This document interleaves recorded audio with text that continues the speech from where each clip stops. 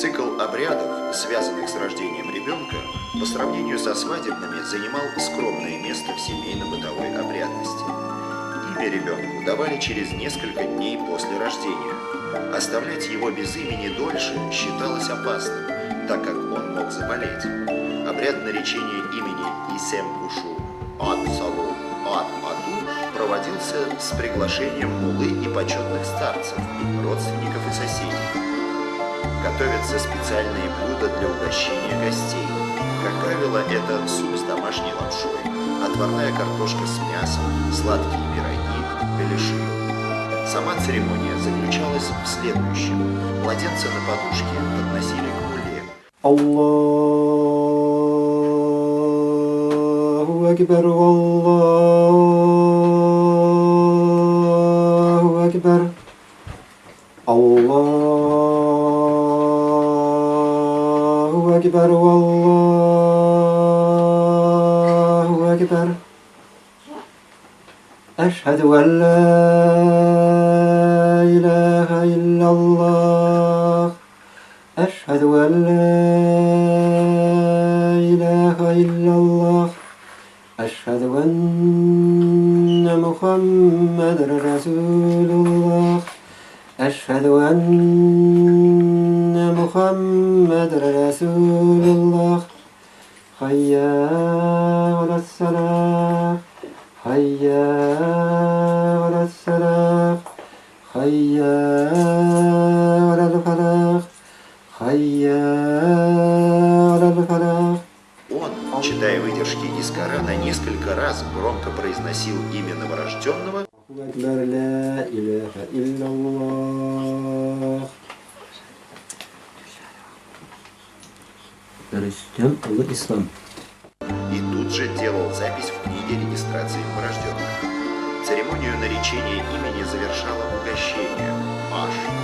Пришедшие на церемонию наречения имени родственники приносили подарки для новорожденного. Мулла также в качестве подарка вручает небольшую сумму денег родителям ребенка. В последнее время у татар возрос интерес как к именам, ставшими популярными в связи с активизацией в XIX веке исламской религии, так и к именам тюркско-татарского происхождения.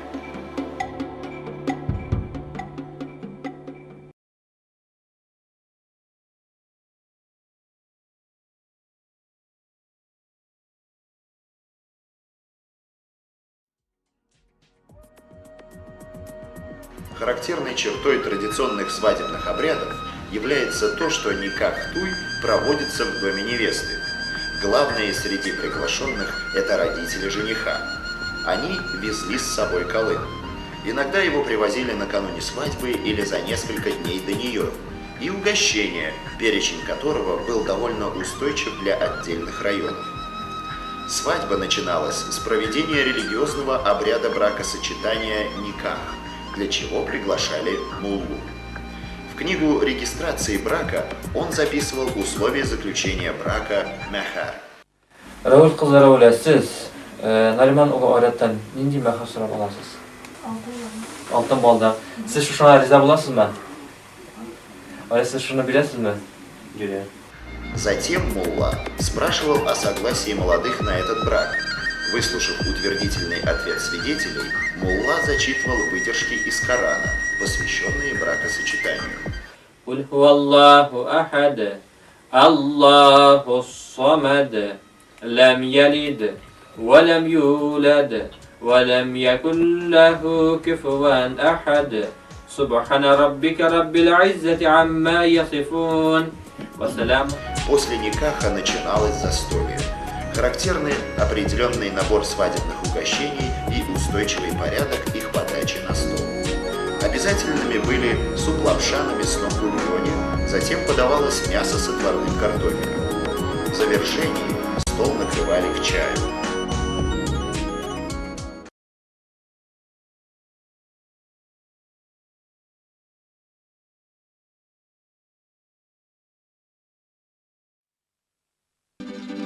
Помощи. Синокос пещен өмесе.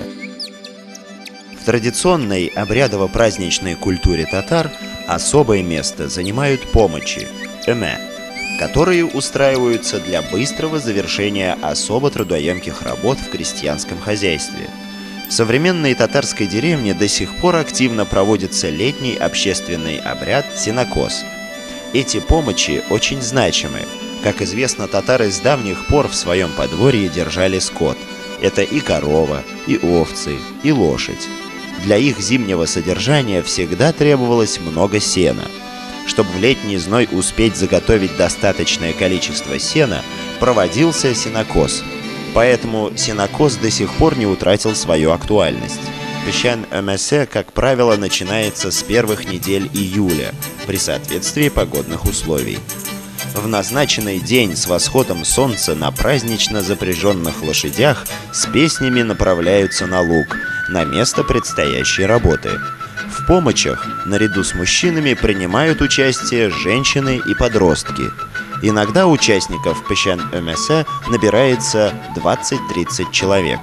К завершению работ накрывают стол. Застолье сопровождается танцевально-песенными играми. Таким образом, в течение 2 недель в период июльского зноя деревенские жители без особых трудностей с весельем, с праздничным настроением успевают заготовить достаточное количество сена на зиму.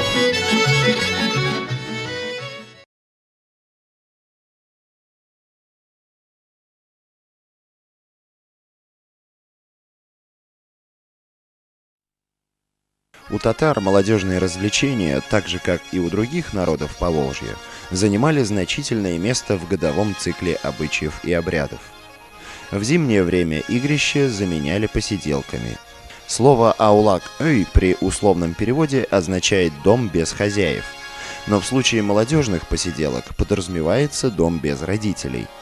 Девушка, у которой родители отъехали с ночевой куда-нибудь, с их разрешения приглашает к себе в гости своих подружек. При приглашении заранее договариваются, чем будут угощаться.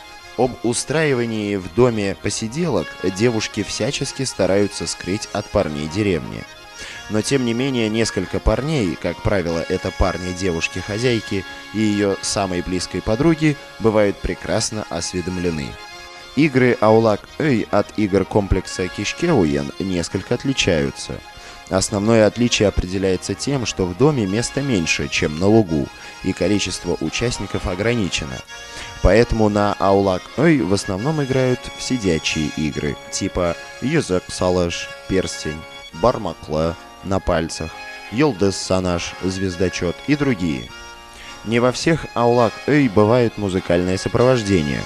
В некоторых деревнях девушки Аулак-Эй сопровождали игрой на кубызе.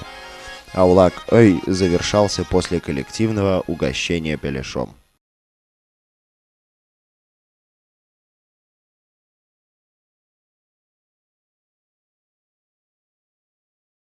В современной татарской деревне также особое внимание уделяется казомесе – помощи по обработке заколотых гусей. Эти помощи наиболее ожидаемы и значимы. Как известно, гусей татары всегда разводили много. Эта традиция до сих пор сохранилась. Татарскую деревню представить без гусей невозможно. Отношение к самому гусю тоже особое. Перины, подушки из гусиных перьев и пуха в свадебном приданном невесты татарки до сих пор занимают особое место. Свадебный стол всегда украшается вяленым гусем, приготовленным особым способом матерью невесты. Каз-омесе проводится поздней осенью с наступлением устойчивых холодов. Хозяйка дома заранее приглашает молодых девушек и женщину, которые славятся своим мастерством в этом деле. В предыдущий день хозяйка готовится, печет пироги, запасается сладостями.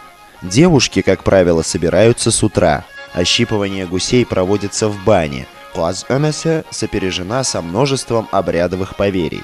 Если при заколке кровь гуся далеко разбрызгается, считается хорошей приметой.